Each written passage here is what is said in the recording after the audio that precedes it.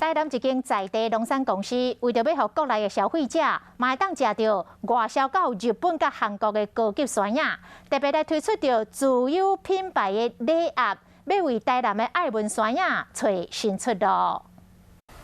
这正日处理过爱文酸野，主要是要外销到日本甲韩国的市场，要过为了要让国内消费者嘛会使食到同款规格甲品管的爱文酸野，特别推出礼盒的包装。不是只有日本、韩国可以去独享。这爱文酸野除了讲有生产履历的证明以外，还佫先经过46度静热杀菌，佫通过农药残留的检验了，才会使包装。希望讲会使为台南的爱文酸野开创新的商机。在品质上面，我们完全都是照日本、韩国的品质来做国内的